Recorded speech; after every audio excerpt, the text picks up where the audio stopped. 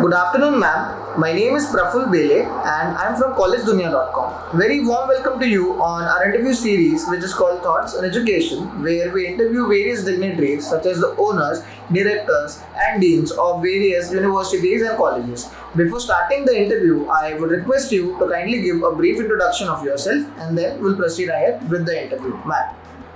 Good afternoon and thank you for the question. I'm very happy to be with you and talking to you. I am Dr. Bala Prabhakar. Currently, I am the Dean of Shobhaben Pratapbhai Patel School of Pharmacy and Technology Management, which is part of the NMIMS University. We have three campuses where the pharmacy program is running. Out of all the 8 campuses of NMIMS, we have this pharmacy program in Shirpur and Hyderabad and Mumbai. Mumbai is the first established one.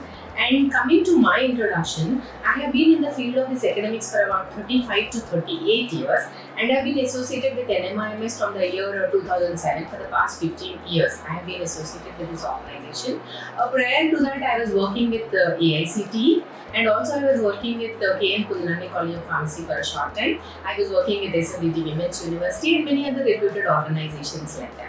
So I have been an academician and an academic administrator, interacting with students and faculty and parents and industry people and all the stakeholders in pharma industry. So ma'am, that was really great to hear about your experience. Now let's go to the first question of this interview series, and that is, ma'am, what keeps you connected with the education sector and how has your experience been so far with the institute? I had started my career in the education sector. When we started the career, the system was very, very different. And over a period of time, the education sector has progressed like anything, as well as the way the students learn, the teachers teach, everything has changed. So it's continuously a new learning experience for me, more than the students. And the way it has changed, when we were studying, when we just entered the education sector, it was always typewriters and then the beginning of computers. Now everything is ChatGPT, AI. We have changed completely. The way the education is to be delivered, the learning has to happen, everything has changed. So that's a very exciting thing that is happening in the field of education, which keeps me on my toes all the time. Every day I get to learn new things in the education sector. And another thing is the students, the community of students. It is a very enthusiastic community. You see them growing. They come to us as young adults, adolescent kids. They are just about 17-year-old when they come to us, and you see them transforming into adults, and then you see them ready to take on the world because of the education that we have given here and the grooming that has happened here. So that's a pleasure to watch them. And when they go to the outside world and then do well and come back and tell us that yes, we have learned something from here and we are able to contribute to the society. We are reaching great heights in life. That's what actually gives us the most and the greatest pleasure. So that's the reason that keeps me connected. It allows me to be young, to be with their thoughts, to be in the discussions. And that's what actually keeps me connected to this sector. It's exciting. Ma'am, being the Dean of NMIMS University, what are your roles and responsibilities towards the students? Actually, the question is little not correct. In the sense, I'm not the Dean of NMIMS University. I'm Dean of the pharmacy schools that are there in the NMIMS University. NMIMS University has 17 disciplines, 17 to 18 disciplines now. And pharmacy is one discipline amongst all those disciplines. We have engineering, management, pharmacy. Management is our flagship school.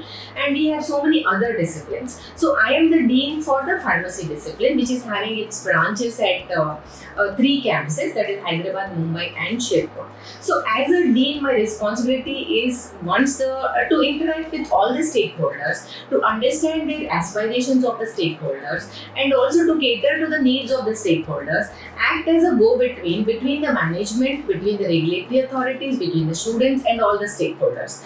By stakeholders, I mean that the industry people who are actually going to take our students after they complete their education with us, and then the students themselves are the primary stakeholders, and the parents of the students who invest so much into the students and into the life of the students. They are our also stakeholders, plus our management, which is expecting so much from our school. That is another big stakeholder, and we have our faculty also.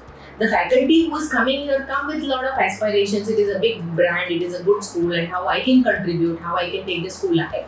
So I need to meet up with all the aspirations and expectations of all these things. So that, and also another important aspect is the regulators. We have got our PCI approvals, we have got our AICT approvals, the university goes for NAT, we go for NBA accreditations. So there are several requirements for that purpose also. So the four major pillars would be our teaching and our research, which is one of the primary components. Because of this good research component, our school is 11th rank in the country in the pharmacy schools, which is given by NIRF. So because of that ranking also, we have to keep up that ranking, we have to move ahead in the ranking.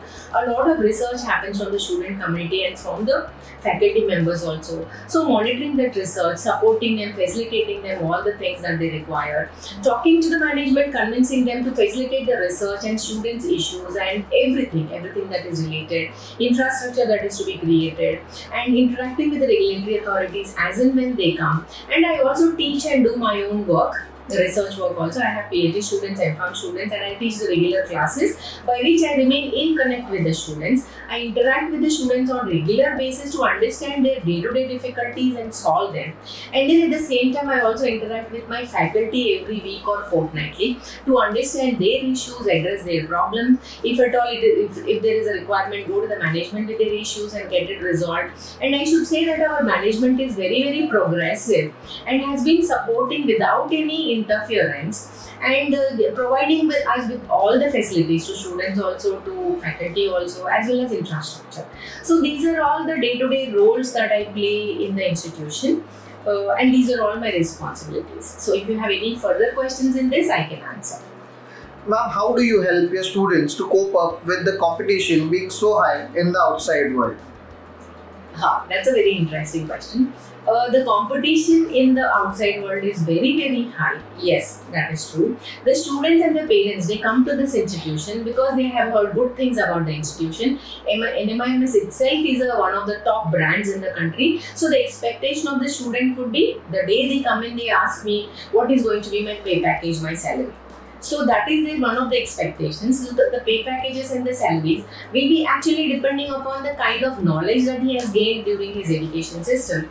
So then, to meet up with that those responsibilities, I'm sorry, can you just repeat the question? You need to cut this part of it.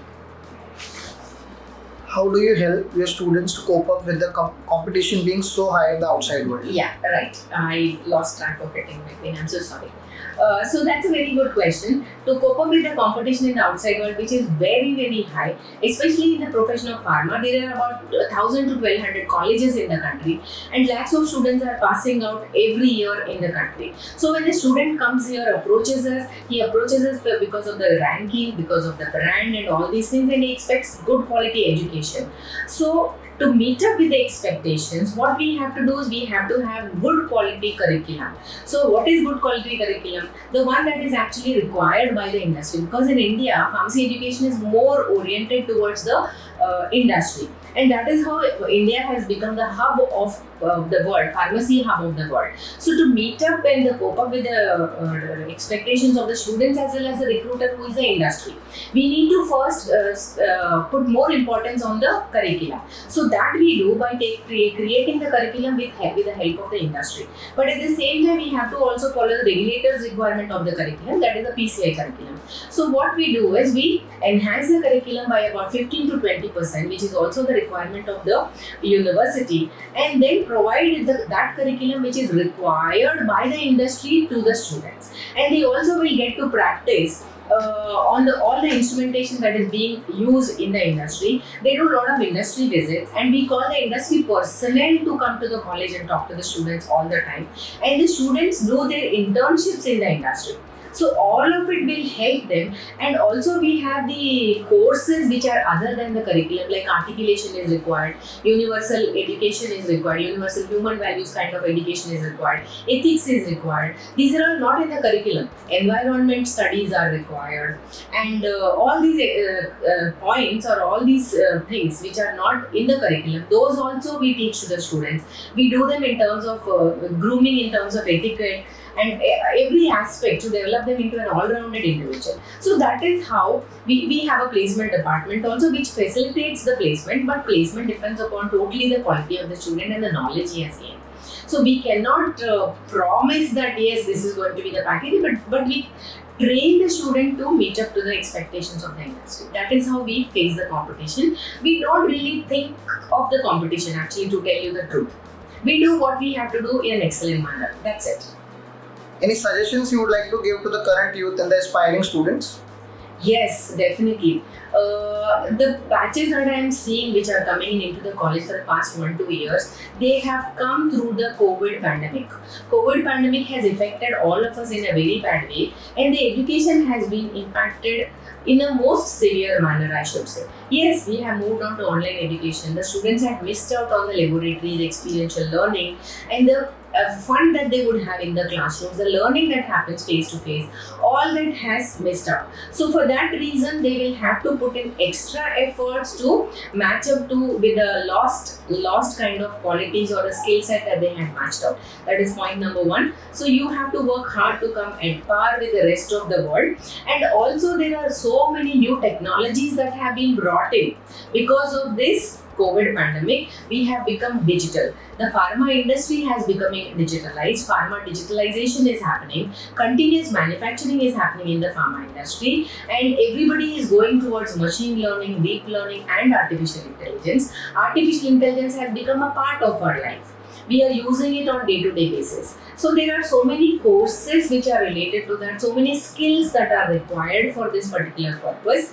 The curriculum, the prescribed curriculum may or may not have these skills. So it is for the students to take the help of the faculty or to take the help of the online courses available and develop these additional skills, so that they are able to be ahead of the curve and also able to be industry ready and the world ready, rather, I should say. Because our students they should be globally competent. So they need to get this additional extra skills, and they also should be prepared to be hardworking. Nothing comes easy. So that is one more thing they will have to learn in their life. And learning never stops, especially for pharma industry. Every day the technology is changing, new drugs are coming in, regulatory rules are changing. So you have to all the time be learning. So be prepared to learn all the time, and work hard and be open, be a learner all your life, and keep up with the skill sets. That's what I would like to tell the youth. Ma'am, it has been a pleasure talking.